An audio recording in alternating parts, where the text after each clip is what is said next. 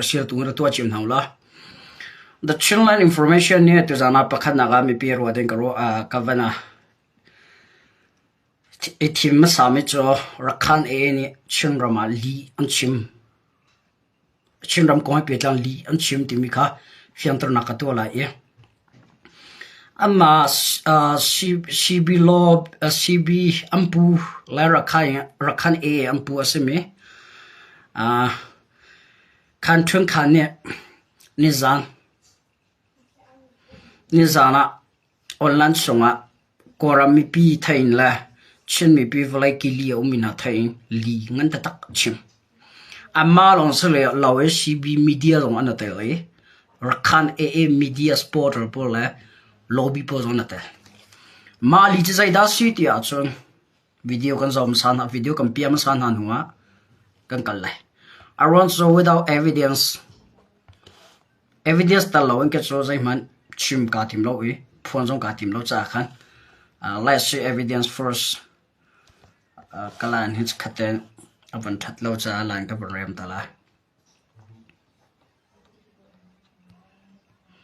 evidence ka kallang tar masan hala e here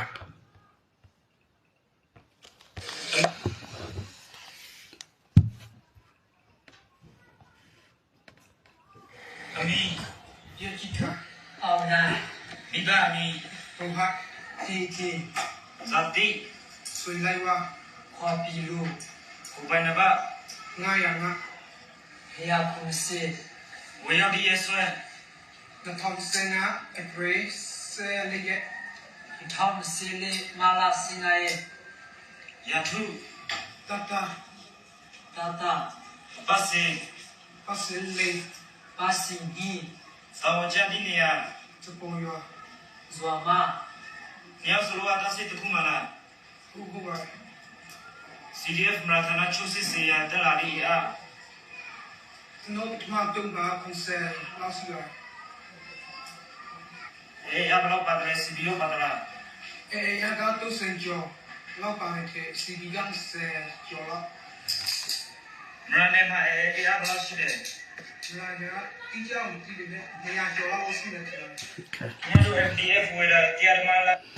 Okay, there's the evidence. There's the evidence I can show you guys. The channel information here, Mara online song here, Mara Ram Buena Kong Happy Line. Upon to let him to live song him to the channel information game Alila say. Ma kung happy at lain mara ka do naga rakhan e la sibi lobby na tan mo ti mi khami pile bihal nak tam pia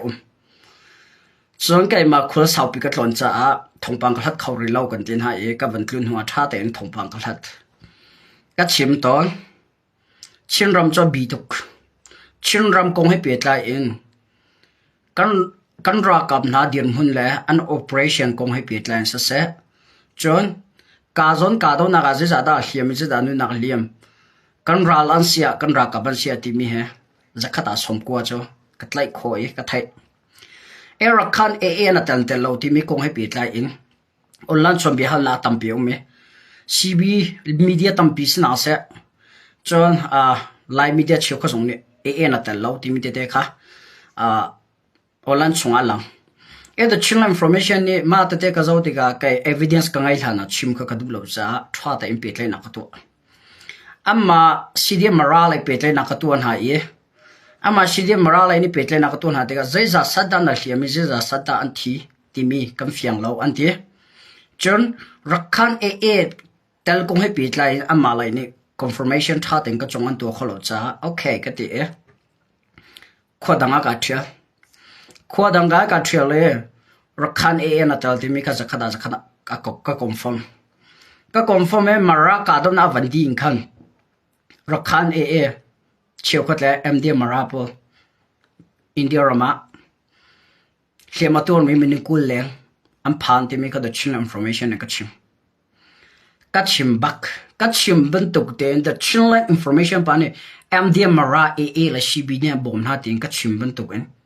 to chuna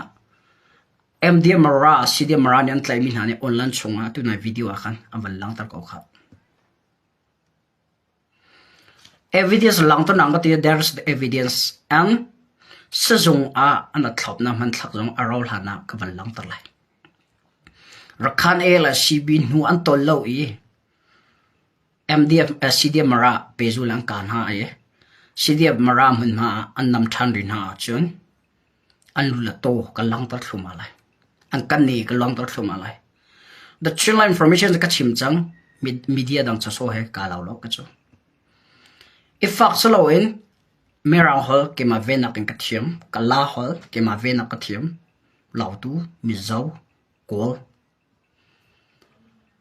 chinram kan dau thlen na he pe tlai a bp mi hol ka thailo mi atlom le zaida ka jon te chim ka ban du tia chun e hara chun mi zau lai jong pe tlai na ka tu khon ha e hara chu ka la he jong ka pe tlai khoi e hara chu kol lai jong pe tlai na ka tu khon a hara chun mara lai law tu lai har nak pawa har me holing pe tlai na ka tu khon ha amma ba tu ka thiam lo zunga zaida ka jong chim ka ban du tia chun the chilla information ni online song live pa tha de ka anatel lo asi asalo ka ti mi he ta te tha ten ka ngai no le he he chu mi pisnya ra tha ten chim ok asako langtar ok asako ma bia ka chim ti ga kan hu e ke ma le ke ma kamol ka follow na ding cha defense na ding cha ke ma te zagatila tate proof like evidence ka ngai a how ti mi ka thai cha tha de ke ma de research ka tuan hu ala ke ma de ka find out ka tuan hu mi pisna ka lang to mi se nin zana khan thung khan ne online songa rakhan e ampu ni rakha online song li achim zai li da chim rakhan e chim bo chin ram boy na ana tel lo ate nin zana the chin information is zai tin da ka chim john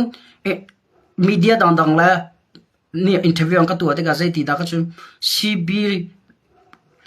amma no len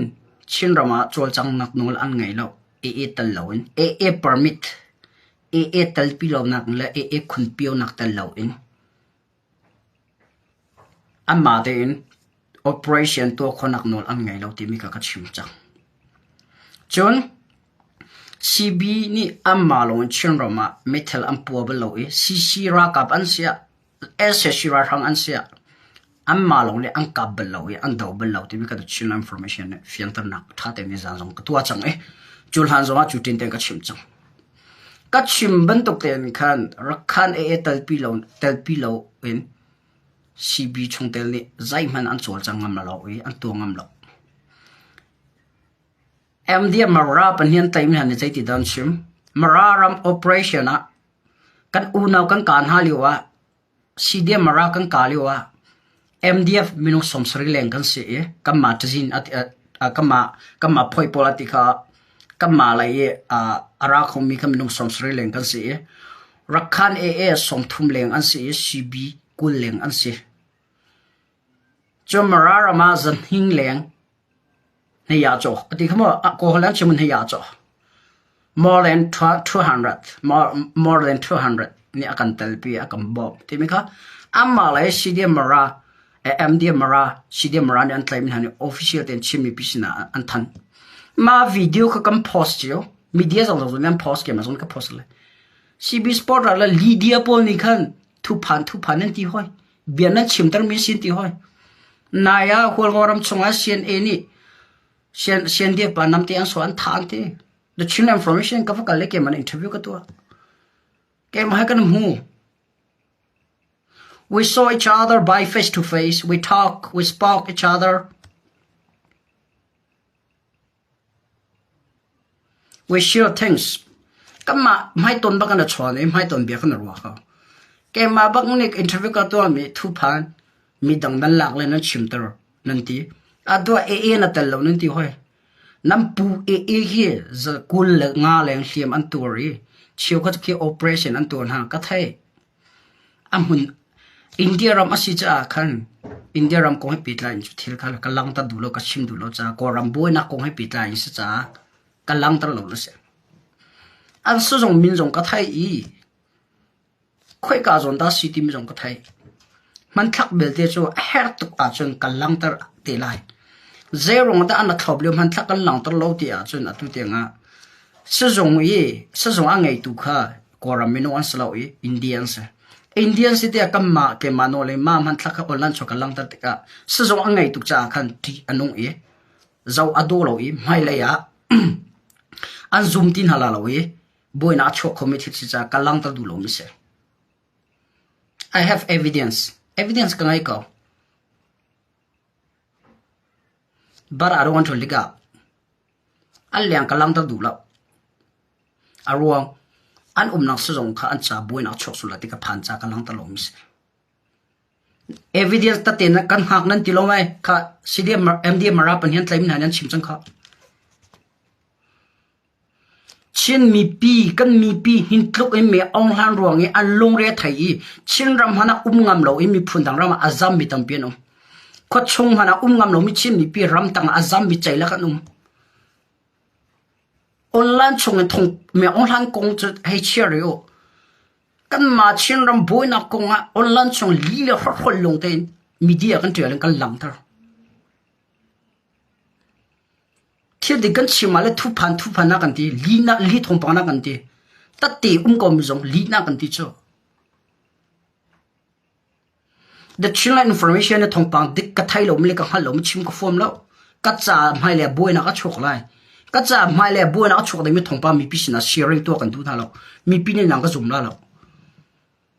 mình biết nên làm cái zoom con nào đấy ngã cái mà tăng ca in cái ngay chun tăng ca in khổ cái lông ấy cái ngay chun thông phán ấy làm arok mình sẽ thiel achan nak sẽ nak vapor cái vật giàu ấy achana cái kal nam hun ki ahim tu ro ti ro thao ti anun nam hun tam pi về arwang mi pi ni nang ka zoom con nào đấy ngã le mi pi sna thiet dik le thông phán dik cái thân con nào đấy cha le chin mi pi long thin online cho aboi mi velte cái thiền tar con nào đấy cha ta zoom mi se atua CB media la CB lobby long ni online so chin ram chunga li an chim ro kan ti chang rakhan ee chin da mia po jong online so to am puli la ne online chumba chin ram kon li ra chim chang falam operation lewa ee na telo nan ti operation an thok han te in ee nan pin han tel som thum leng an ka te bio ha sui du rakhan ee se chon bunker a phau tu jong rakhan ANC ti mi ka tha teng ka chim thu phan na si nakate a dong na ga flam an lak din huwa sianau sian def ni zai e chonga zai lombia chim ko kha chon lombia chim huwa pezuling do thena di halo tia e here kan 20 la sianau sian def zone an ti gi matupi boy na ga e na tal mara boy na ga e na tal lautu le mararamri chapo le jombang boy na ga ee na ta without AA she can do nothing in Chin state or in Chinland AA tal lo in Chinram chonga CB ni zai man to ko me lo ti me chin ni pi jong ni fiang by power of AA amin alang e by power of AA operation shop matupi unlock mindat unlock falam unlock mi se si bi ko fo cha samo salo zero ngata ma veting ka chim li atam tok online songa there's a lot of fake news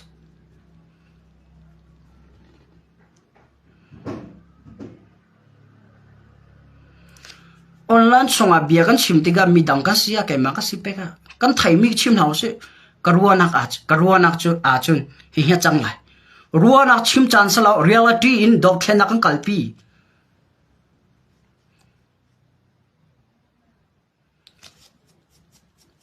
ruanak in dok thena kan kalpi lo ruanak chim chan sala reality in kal chana se karuanak le kam huni a chun chu simen la bang kan ton mile kan tu mile kan mu mile tat te le evidence kan ngai mi kha au pin house lo phuang house lo kal pin house kumli chung kan dau thlen naga kumli le chiu chung kan dau thlen naga cha min tam pin ni kan trial thongpang mi tam pin ni kan phuan kan langtar thiết đi cân chim mà là chiều khăn thiết đi cân chim là cân phun thì cả chiều khăn này thu pan đi hay đi phun lý chim đầu tiên cho thông bằng đích mi pin nên thấy con nạp đánh trả hen à trả nào chun har nak tam to ka tong ve ko lý chim lo journalist ka sinak en thiết tam pi tang ka lên chăm bao nak giống tam pi ka ngay tha rằng lấy chăm bao nak tam pi ka ngay rak kap lên sẽ civilian lấy sẽ do tu tam pi la ka fu tu le ral tu ka ngay ve ka cha him lo e a fui lo ta tak a cha na thong pang tik mi pi sina ka than khonak din cha ka ti mi mun phan kho lo e moto chunga ki ichan le lam lai ki chan hi tam pi da ko a cha na ro pi na ka sur chan a tam pi ve ma viate ka ton mi je ron da ka chim thir dik la thong pang dik online chong kam phuan kan au pi ni chiu khle ni thu pan li thong pang nan ti li thong pang da chil information ni chimi pisina kan than ha lo ka mi pi na kan dot na me on hani har na am pe tok chang na na long re an thai ta tok chang na online chong bim han lo le tho bedik lo pol cho atang re mi jong dam te ko ko e kan nun na chu pathian ko da ka ti chang ka pathian ni azati ta kan hun ta lai azati ta ka dam ta lai ka dam chung chu pathian ren ton mi adang te an ton ve ramcha ren ton mi kan ton chiu lai minung ni talent kan ngai mi le em tim mi kan ngai mi la thiam na kan ngai mi adang chiu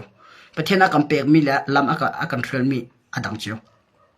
e ka dam chung chu ka kal pi la de chil information e daw tu tampi an tam chin lamang lai kalama phak akham tu tampi an tam chin lamang lai tu kum thok tu chun thok e atang re mi kan chin ram kong hai pe tlan se koram ko hai pe tlan se alin sa sin lamang chang lai a boi chin lamang chang lai tim jong kha chimi pini ra thayong te mi kha chim ka bandu a tu hi ai ot ka long se re arong chu chin ram daw thlen na khe final lai kan kai pa chang simi rong rang kan lu chang simi rong rang cha bolong poi chu a chet chang kan ke kyak la kyak kan thile thi kan nun ti in tai nak denga chun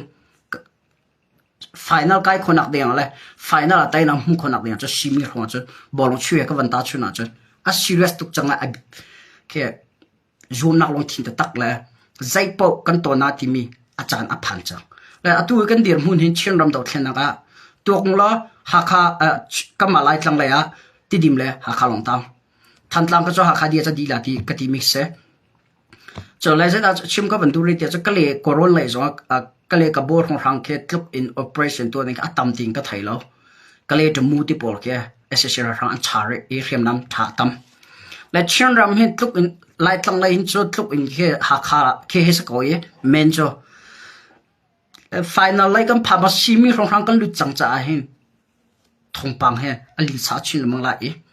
online chunga se atak online chungoi se chon ratuk nak lain se thong pang chin ram boi na kong ali sa chin mang chang lai cha chin mi pi jong thong pang kan thai me thong pang dik je da se ti mi jong kha chim ka ban du e mi pi jong ne the chin information nang ka dir pi chin lamang ka du e zakre la tha jong nang ka pek chin lamang ka du ve minung ke cho ke ma pakhatel ma dir pathian la ke ma pakhla dir mi ka se ka ti chang ban du e menung ka siben to gen tha jang dar chan tampi ka ngai nge che chan harna ka ton chan tampi ve menung ka siben to gen ka ti mi thil tampi ve lama ka kham tu thil tampi ve cha ma vi te hen nang ka dir kam ve la nang ka back up ve how tim jong kha van chim chi ka du mi se e kam poi khalu chan slo e hui tu khan ta kha tim sa amin ka ka van phil pa la mo e amani khan chin ram boy na ka tel lo anatel di amma tel lo in cb ni chin ram sai man to khom mi lo e amma no ki an kan ne pa kham han ki amma no le van ho nak no le va thien nak no ngai lo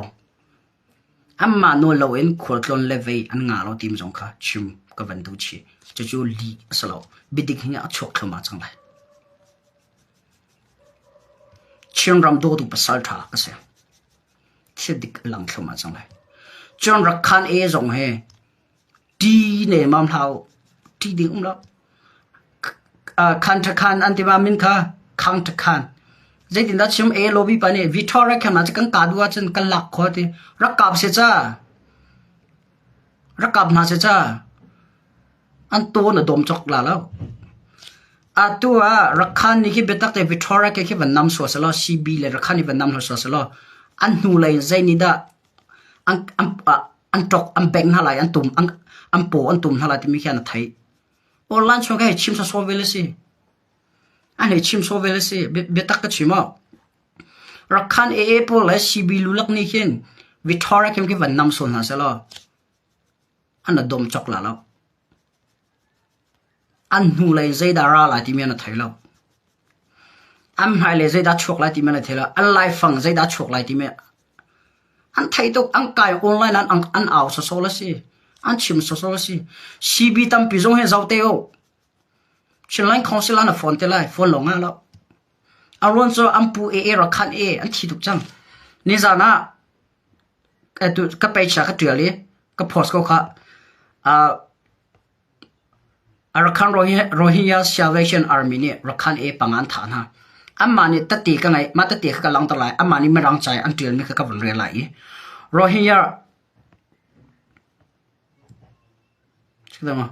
on 10 August the Arakan Rohingya Salvation Army ARSA carry out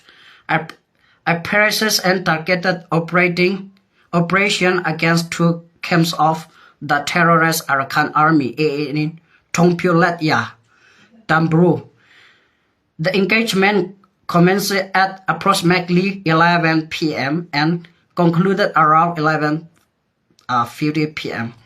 As a result of the operation, the Arakan Army suffered heavy losses. At least five of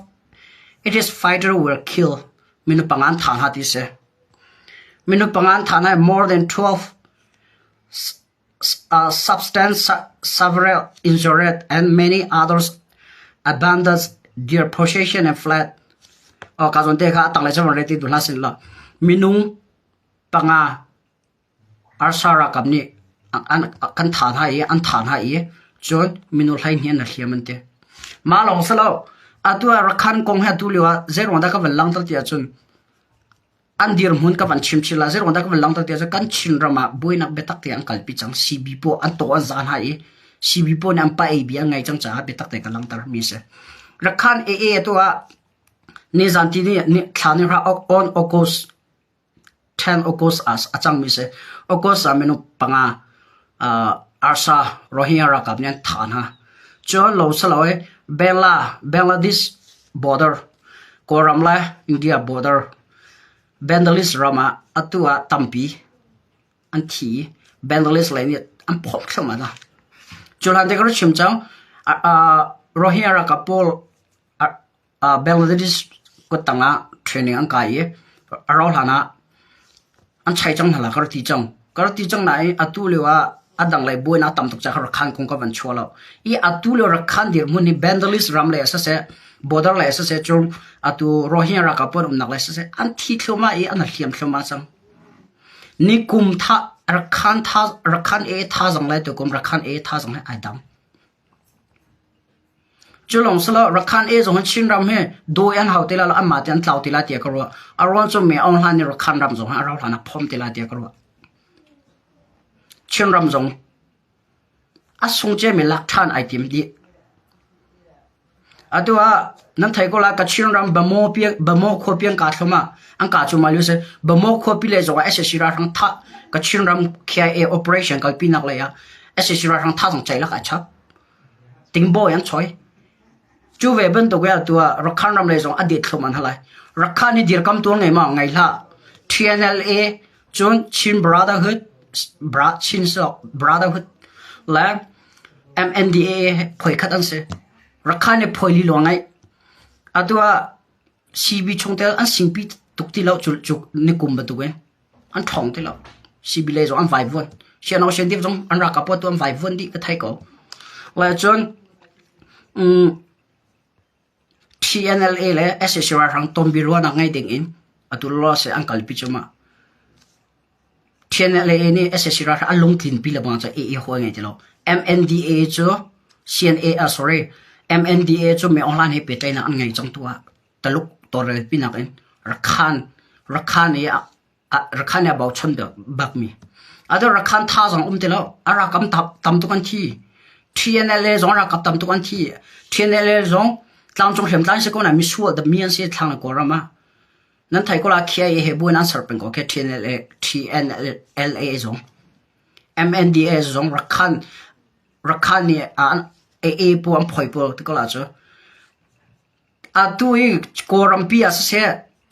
chon chak lai chin rama se bu na sar tu he chin rama CB le za da re le e rakhan e chon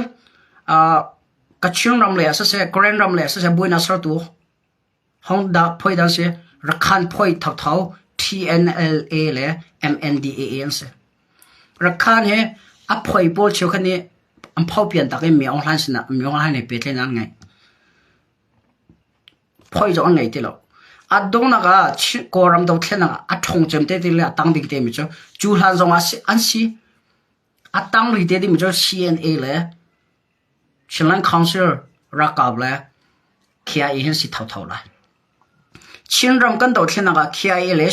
chin ram long chaloin ko ram pi kan do tlen na ga CNA le kia i hen ro um la se lo a tu ti yang kumli chung ka kumli le che do tlen na hin tu ka kal ti la ti ka ro lo la je ka chi se da chim ka du te rakhan zong ni apu rakhan zong CNA he rakhan cha zong a ki junior an se cho rakhan e po na cho CNA adir hu pi ne adir mi an se KIA te po cho KIA ke CNA ham pi adir mi se ve ado KC3 a zagatela a service sau chempol so KIA se man huwa tu e KIA hat lam KC3 dang dang KC3 a te law TNLA te law MNDA na te law ado the mia pol hatal mi pakhaman umla the mia siban do gen chan sawan raw lo ke MNDA zong kumni kum thum kan daw thlen na ka cha thongai amin lar ta tak la sun ha ban la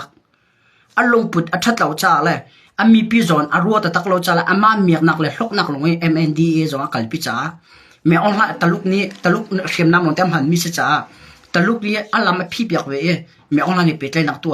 atu ke di ko ke rakhan e zong wa sina khem nam chai lak lai bang ngai rakhan e zong lai ba long khat mi se an lai ba se ti dan cham lai la se da chim ka vandu ti cho rakhan e chin raman na bau chan tuk ne a chin mi pi na kan thi phoi nak ke nan rakhan e azai pi pa ke se ti lo thayo angam che Victoria kem cha nam na se an to le an chun ha lai an mai le an phom rin ha lai nu e mai ya an dom chok lo se lai CB pe jong ka chim na ga cho pi ta ta kan tot na cha se kan fut na cha slo chin mi ne se CB chu na mi hana si chin B brotherhood chin brotherhood nan se nan ram le nan mi phun mi pi na kan phau pian thak nam minung asalo mi ra khai nan tang ti sa so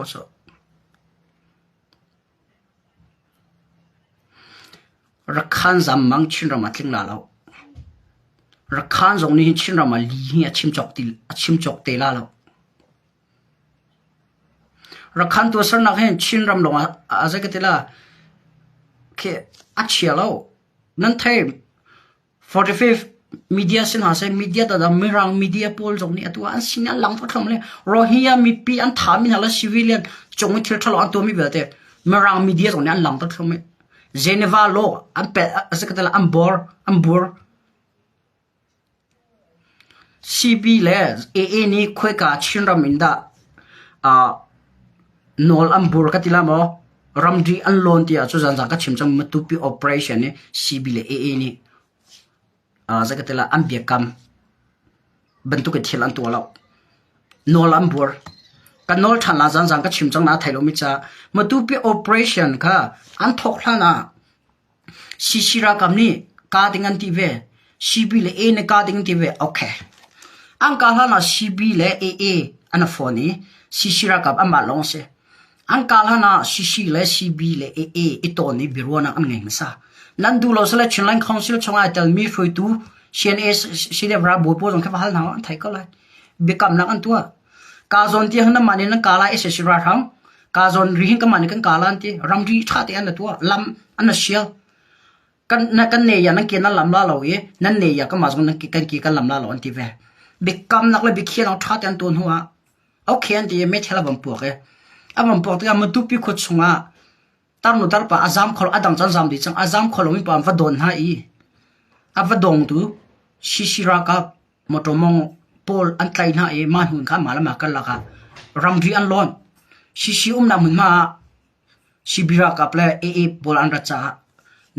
nolam bor kan tela cho ram rian khiami ka an lon cha boina ar chok mi se rakhan la shibi ni adam le evi ni eden dum chunga pathian ni nan tola lo nan tong la lo ti mi ram ri ar khe piak ven ha ban tu e but adam le pathian ka la long thin na ar ummi kha adam pathian ni asar piak me evi ni nol abur ronga zai ka tila asar tu la aminung asemi o apathian asemi adam na evi na pathian na adam ni evi athim cha atula valaya swal na ka chuak chu ve ben dogen chin a una asemi a hlot remang in rakhan a pe tlai tu sibi ruang a chin rama tu te nga nolbor na ka chuak e thisen a luang e rakhan le si ka la boina ka chuak e sibi le si ka la boina ka chuak mi se ka chimi pin nan thai hao pet tat ta ka chim sibi lobby pu so pum ne chim batu kha so pum tis kal ma amin kha pet tat ta teng ka chim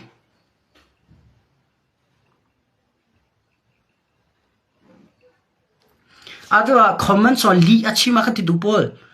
na mani te zeda nan thai miom nan ngal mi petro shen era ka fe zo ka kom cc hezong cdf zong ka kom civilian hezong ka kom maliwi matupi operation hani cc le cb boina achol hani matupi operation le ar etel mi pa kha nai ka khotla na ka kan kalti thil sina ka chimdi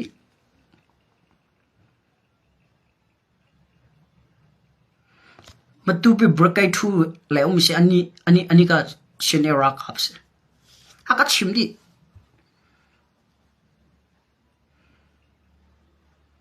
maring khan boina kan ngai te chu hlan chu tha te ramri kan ngai kam vele atul mangkhe kan umna hun ma kan nam thuma chang ti te aka chimdi sai po ta ti ka ngai mi khe ka chim mi ka phon matupi operation le o kha ke ma kha matupi a kom lo adik na a ummi pa ne tha te aka chimmi ka sina fian ta na tu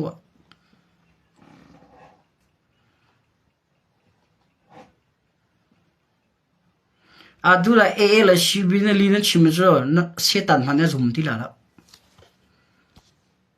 setan manni ke ka forn ha ning tuk in lian chimti mi ke aru changla te korwa mdm marala shishi boina kana tal cdf boina kana telo cb kana telo cb na tel na tel timu the chill information na tha evidence ka ngai cha kalang tar tuwa ka chim hai nezak nangal pa tu kumli le kumma chung te upa pe pi ni online chon li chim lom le phone lamang media nan sia cheu ka media lamang chan mui zon nan lang tar ngam la thu phang re rau nan re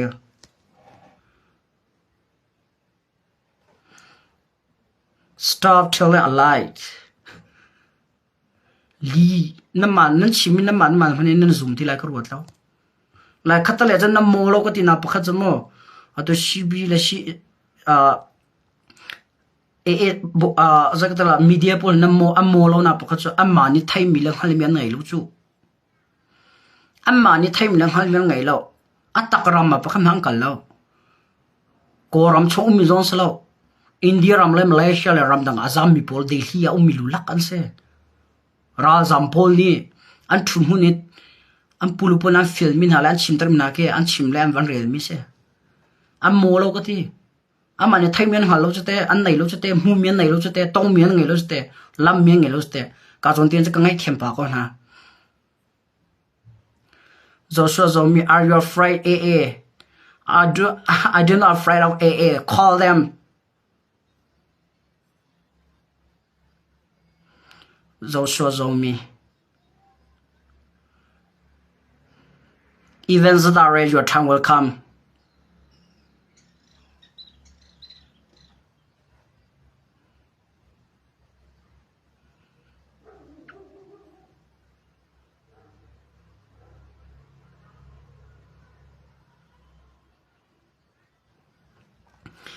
Are you afraid andu until ang nang mapo aruk imun tina itel velo mi pa chu mi pa lung angai atel sibi atel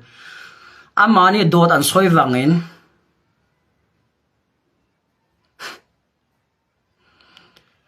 an dot kha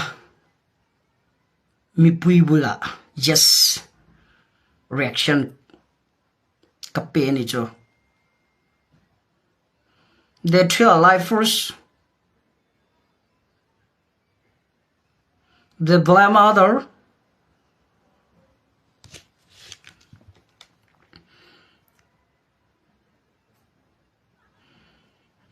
La mapol la vaipol adudu na telante. Itel hala sang tuan dul itel hasa sa na anatel mi ja kana telo de lian chim. Chin ramboy na ka kana telonte chin ramboy na sar tu rakhan e pins ko cho.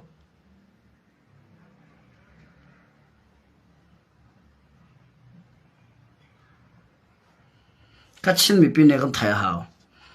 ne chin ram boy na kan telon te a ti tu lila ne chin ram boy na kan sol they make a problem here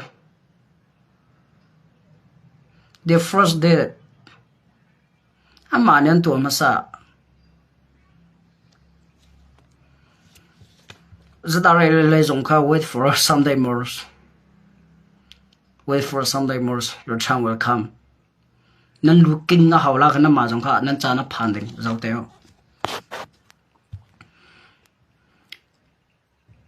Okay, kaka e kong le ve kong se lo. Rohingya zong nan phom tok ja Bangladesh zong nan phom tok na chon a ni apa rel mi MDM NDA zong ni e cha phau pian tak me ong lan china lu tak chang. Trong pala e tha jang he alang khoma chang lai. Jo he border a chin ram la India ram ri border zong an rem te la thil tampi ka thai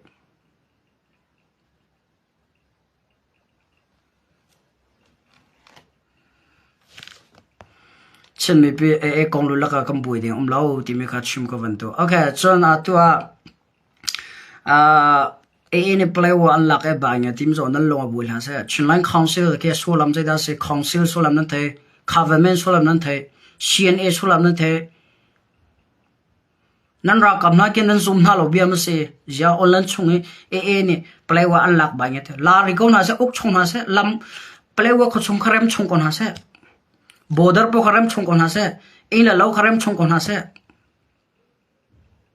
nan ra kap tu thon ta ro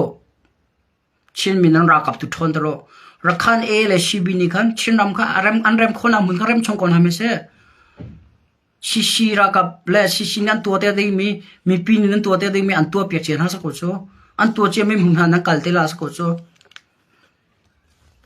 shishi tangka tampi di hawlo mi pi tangka tampi di hawlo ye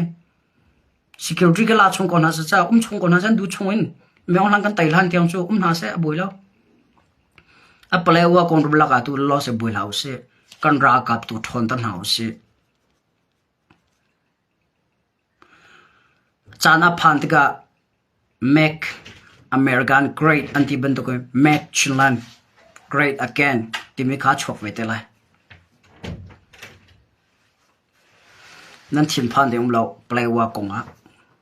kan ra kap tu nan thon tar kon ha o an her mi chok pyak kon ha o tha jang pe kon ha play wa kong lu la ka kam boya chun kan daw thena khe zai bi pa chok la lo zai po hin bible ne chim kha zai po ne chan angai chan ni zai po kal pi thuma ko lai me on han man kan daw ngam mi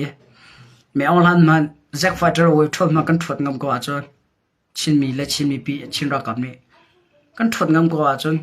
zai a ra khan e zack fighter le wo thot ma ngai lo mi pol rocket lu lak ma ngai lo mi pol zo zai ti ding anum me on han zack fighter tampi nam hun pi sisira kam ya lak thuma ke palewa kon long re thela se ti mi kha tu jana awan chimchi ka du mi se ase chona donak la ya hakha mi pi atulewa along ra thengan ti me thongpang ka thai e thai ok jong cha sa ko aron cho SSC ra thang to san lak chu petlong chung chu ha kha khut chunga thil achang ve tela ti me the chin information ni ka chim kara chimbal ka chimya thairi mino ma cha comment ra tel tiamla kale mio rangun mandale me china mo na mian hai ti po minawa himlau kum lai nga in kum som thum karlak an tlai thuman ha adu kale mio hwa chang mithil la rangun hai ti mandale hwa chang mithil ha kha phan ve tila lo ti o kan thalo cha a ha kha chong mi minaw jong kam phim khora hau kan ra renga hau tangka fir le phone chut te SSC ra hang nem hang de mi zo tampian ra rengo ti mi ka the chin information ni 2024 and 2025 tu tiang karachim kachim mi kha taka tling kau CB la CC an rem lai tong pala ti mi te jong kha foi dian rem la a phenga karate tu tiang adi lau thira phenga zai da ti mi ka thai cha ka chim mi se ka thiam chem ka thai chem ka ti nas lo ka thai mi te kan chim na ha kha zo chang ti la lo thil karati me tu a chang ta tak chang kan ni chim mi chu o ke kan dai thang tu koram chunga tu a him nak pa kam ham lo karati pen SSC ra thang tha jong tu a di thoma ve chang ra ka ban thi thoma ve chang him tu ran tam tuk chang meong han zai tangka da Russia le taluk him nam abaya laknai ve po meong han tangka ngai ti lo ko te mi kip atlai khum atlai hala e ra to kholo ding ka su tangka ai aliam tan hala e athan hala ra to khom chu train ka tan hala e ra rama kal tan hala po pisoti train pe hala karati chang ka ti me tu a chang thuma chang la chim lo mang ka we mi pi jong ne kan thai thiam lo a chun kan du cha ka kan ton mi sa ko ron ti ka ro la atun hu cho kam ma phim khonak ding cha meong hara kam ni akan ha kha meno la ha kha mi akan ka ngam to kin de zeng ko re lo ti mi ro na kan ngai cha se ve theu lai atot lai khinak tan to choma kan hu lai za ra pa kul le ang tlain ha nan thai pum kal la ve pol ira ring ve ti online social media dang ta te nen thong than nak ta te rong an to zai kan re lo atua himvia te amino parha le an tlai thana ti mi thong pa kan thai ha kha SSC ra rang ni minon tlai na la CNA pu hoi na thatlang si ha kha CDF am pu hoi na ha kha CDF riam atlai mi riam nam he umi mando kholengan chu CNA riam nam he umi mando kholengan chu me ong han cha cho tu lewa zeda adu me ong han ya tu la thlok zeda man than mi pi riam nam atlai lo mi an thil long boi dar atim chang mi pi ni tlang chung riam tlai pol hen thlau na se lo raka daw tin hala se ti kha adu me ong han on ya chal ti lo to akhe chu cha me nau kip tlai le mi pi chong a thil thalo to le chin ram ko long ka chim se thlang le ko ram la ya mi pian nam hun pi bong a thak mi le her hwalo a tha men tam tuk chung to a tharing zero da ma thil kha to a tu le ha kha chang bi ban tu gen mi pi ni tlang chung riam tlai pol khe thau na se mong la kap ti lao ti anung tok ti mi rona angai cha a thlok em mong la ne re na ton chang chu cha ha kha jong him ti lao to a ye da chim ko van du ti a chun ha kha me nau jong tlai khi nak te kan du lem lo kha chum phim khol hau sala thu dir hau se ti mi ka cha kan du ri kon ha e or ta chun naga myong ha nak thlai za polo nan ti ko a chun ram le phun cha rakab lo cn a salo so cd fa lit loading tim kha ka chim khom se error in house se phim khon na se ti mi kha the chin information is ha kha kon pet lai mi pisna ka chim khom se tam phim kholo kan dai thanga chun kam pong kam kan ral khe an tha to ro kan ti mi ram thot kan ral chon tha peng lai an tha la e kan thu dir na kan lu chua nak la kan singi an zau hwa hi pan cho hi nu cha za chang ti hwa kan phom ton cho ka kan thai how today tomorrow future ban tu gen tu chun thai jing mai le cha ban tu gen tu chuna kan ral ni cho kan sin an zau ma sa lai tha jing la ki pa ren an ton lai kha kan thai hawe ha kha zong dai thlang kan thalo chon ha kha long slo en ssc ra hang an nam hun ma vil te a chin mi pi film khor te na slo ra ring te na si ti mi kha adom na ga cha chi ka ven du bin ha se anyway tu jang kan ro khom chama vi khas se lo tha jan ai te thong pang thar te am chan se la kan ro than te na lai atu tang ka biang am di lak chong ka lo me the channel information akas po tu ne di lak chong ka lo atu hi meno zali le soma lengni na ngai na facebook le na page a share to chong lo chin mi pi ne thi declare be dik an thai chiu khonak na kan nol ha vlei cho mi chin mi pi ne thai her mi thil long te kan chimi cha khan na facebook le na page a share chiu ding ka ben nol ha anyway ka lo I'll see you tomorrow night on time and God bless you all up here. Bye bye.